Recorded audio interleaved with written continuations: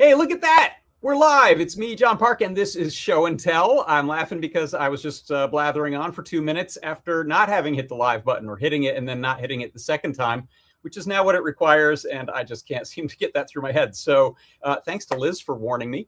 But here we are. This is Show and Tell. If you want to join us, head on over to the blog. We have a blog post up that will let you know what link to head to on StreamYard. And all you need to do is give your browser permission to use your camera and your microphone, and off you go. You can join and show some projects that you're working on. Also, if you want to join in on the conversation, head on over to our Discord. That's at adafruit.it/Discord, and then you look for the live broadcast chat channel. Some people are popping in over there, and we also have a link there to the StreamYard for the Show and Tell as well. So kicking things off first, we have Scott. Hey, Scott. Hey, John. Thanks for hosting. Sure thing. What's new? What are you up to? I'm in the office again. I'm listening to the wind and the rain here in Seattle, and the great dark is what we call it. When the sun goes down super early. But I've been working on Zephyr. So the Zephyr port in CircuitPython is our kind of future Nordic port, and like giving us a really good baseline across all of the boards and vendors that support Zephyr. So I did I2C last week, and now I'm doing SPI. And the neat thing about SPI is that it undergirds a lot of different things that you can do with CircuitPython. The main one being displays. So those like SPI displays that we have are super common. And this week I got it working with the Zephyr port. So I have an NRF. I guess I'm going to have to do it upside down because my USB cable is not long enough. If you imagine it upside down, you can see the little blinka there in the corner for this display. So this is like one of our Arduino hats. This older Nordic dev board has an Arduino pinout on it. So we're using SPI to update the display here. It's actually not working at the moment because I broke it. And this happens. But I got it working earlier, and then I realized like I was using older Zephyr, and I had to blah, blah, blah. I'll get it working. This is a good proof of concept. But it means that like for any board like that has an Arduino pinout, you'll be able to just put CircuitPython on it, get a SPI display going if you want. Okay, so I haven't been paying attention. To explain to me, like I'm John Park, what is Zephyr? Zephyr is a real-time operating system, which means that in theory it does the core work of like managing threads and stuff like that. But the reality is that, and that's sort of stuff is really important if you're doing things like Bluetooth or networking like Wi-Fi. So it's this open source project managed by the Linux Foundation, where a lot of different companies like Nordic and Espressif and Intel all work kind of collaboratively on this thing. It takes a lot of inspiration from the Linux kernel, but is meant to be like more microcontroller-y than that. I see. So the idea for us is that we can implement things like SPI and I2C or Flash support once and then never have to worry about it again. BLE is one of those things as well, and I'm very, very excited to just be like, if you want Bluetooth support, you have to have it in Zephyr, and that's the way to do it. And then I never have to worry about it again, right? Like instead of like a lot of my work being re-implementing things with different vendor stacks, we can actually say like, I'm going to support Bluetooth audio now, right? So like Nordic is a key player in the Bluetooth world, and they're putting a lot of effort into keeping the Zephyr Bluetooth stack like current with the current specs. So Bluetooth audio is a like relatively new thing, and so like we can go to Zephyr and we can get all of those new Bluetooth features if the board supports it, right? So cool. That's the exciting part. Another kind of interesting tidbit is that Zephyr has SDRAM support, so it's like actually like the little somewhat similar to the chips that you would have like in your computer. So there are some that have that, so you get a lot more RAM that way too. So hopefully that helps. But yeah, like easy BLE on everything. They have Wi-Fi support. They have Ethernet support. And going to be doing CircuitPython 2026 in January. Oh, good. And starting deep dives again then too. So if folks want to bug me about this more, Good. I'll start doing that again. Thanks to Tim for filling in. And Yeah. Oh, fantastic. Well, we're looking forward to it. Thanks so much, Scott. yeah, thanks, John. Stay dry. I'll try. All right, next up we've got Liz. Hey, Liz. Hey, how's it going? Good. Look at that. That's beautiful. Look at this. Thank you. God. So this is my newest project I've been writing up. The guide will be coming out shortly. I got photos today, but what it is, as you can see, is just a bunch of dreidels spinning around. And the way that they're spinning is there's a stepper motor inside the giant dreidel that's being driven with an ST Spin 220 silent stepper motor driver. Mm-hmm. And then there's a KB24 with just some simple CircuitPython code that just has it rotating. And then the gear system that you're looking at is called a planetary gear. And that means that there's a center gear, or you can think of it as a sun. And then there's 3 gears on the outside, but you have more that are the planet gears that spin. And so that means you get this kind of double motion where you have the planets going around, but they're also spinning as they rotate. On their own axes. Oh, that's great. So I'd wanted to do a project like this for a while, just where we got those stepper motor drivers in. And then I've been seeing just in general, like a lot of spinning, like holiday props. Like there were some for Halloween that were out there. I've seen them all around. And so after I modeled up the planetary gear in Fusion, I was working at the library one day. I was like, what about dreidels? So tried modeling some dreidels. And then, so this is giving kind of the kitschy, wacky Christmas decor, but Hanukkah. Absolutely. I was saying to you earlier, it reminds me so much of little tabletop figure skater type of things that I've seen on people's Christmas villages. And I think there might even be an official Lego set that you crank, but it does like 2 figure skaters. I've seen that one. So I just think the motion looks great. Thank you. Smooth, perfect speed. Also, I noticed you've got a great sort of illusion going on. It almost looks like the blue gears are floating, but I think it's because you color matched your supports with the under base of that sort of yellow color. Yeah, so there's like and this will all be documented in the guide, but basically I have that little plate there to cover the electronics, and then there's a little bit of height with the carrier plate that's not really visible under the gear, so it does kind of look like it's floating in space. So yeah. Terrific. Yeah.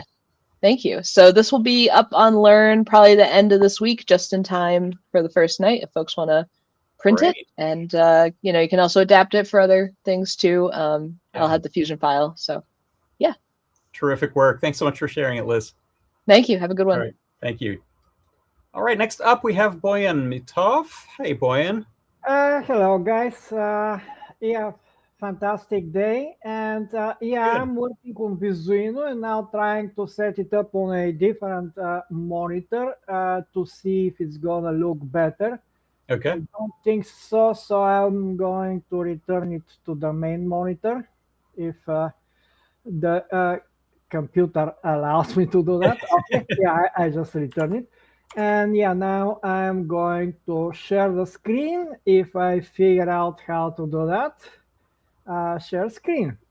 So entire screen and voila.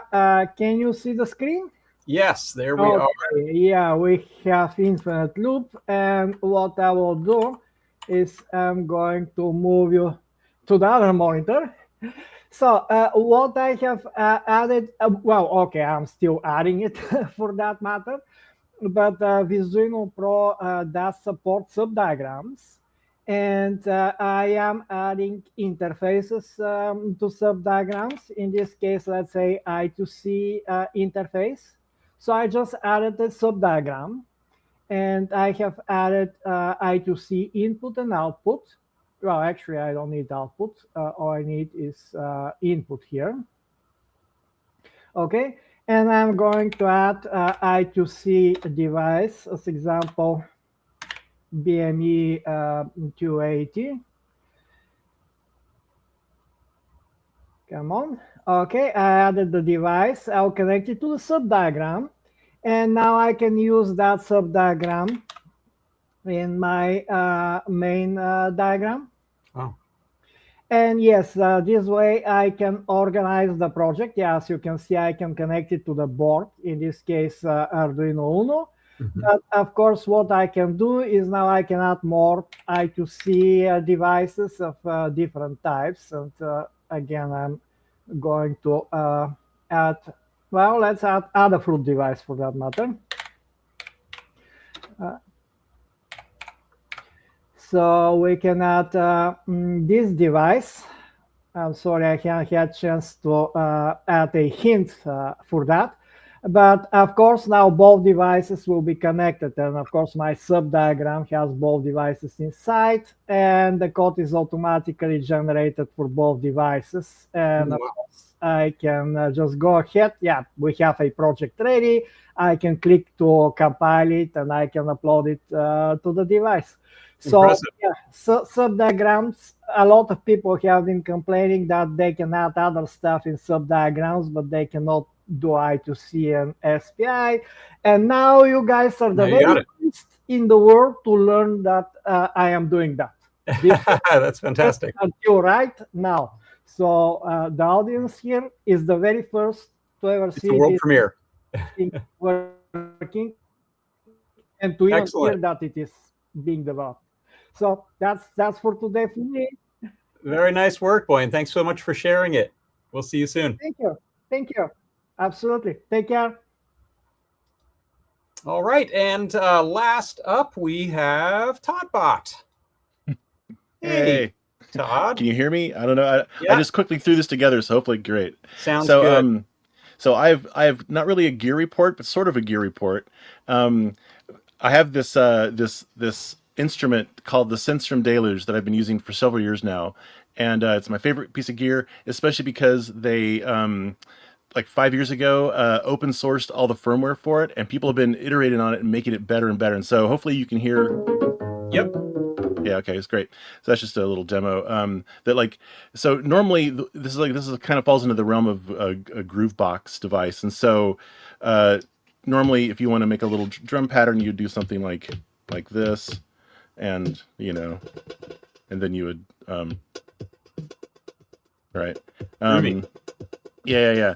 But the cool thing that's new, oops, is there's this concept in music called I'm going to stutter this, Euclidean rhythms. Liz actually made a learn guide about how to do this with some sort of Python stuff, which is pretty cool for MIDI. But it's a way of dividing up a time span with equal amounts of events. And the Deluge new firmware now has that ability. So I can just, instead of typing in the notes by hand, I can now just hold down whichever note I want to do and then turn this little thing. And now I'm just getting notes. So I can just decide how many, and then I can kind of shift it in time where I want. Let's add some hi-hats here. Oops, I messed up. All right. Good thing you can undo pretty easily.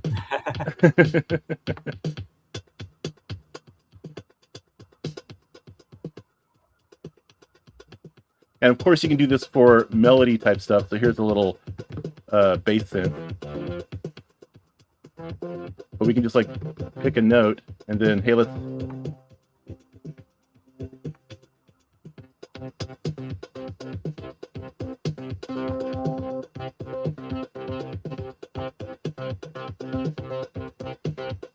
That's cool. Now, can you do differing lengths of patterns among them so that they sort of fall out of phase with each other? Yes, yeah. That's something that was introduced like 2 firmware versions ago. So like if we want this say here to have some notes in it, and then have it be a different time. I forgot how to do this now. Oh, there we go. That's how you do it.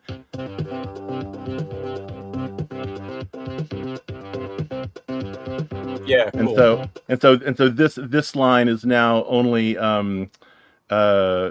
8 beats or whatever. It's only 3/4 the length of this one, and of course you can make it be much longer if you wanted to, so it doesn't repeat.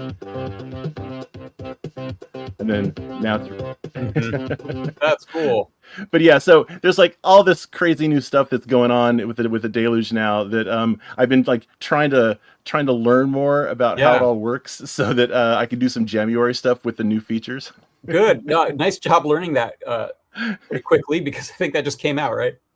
Yeah. Well, I mean, that's the thing is, it's open source project now, so like it's been in the nightlies for a couple of months now. Right.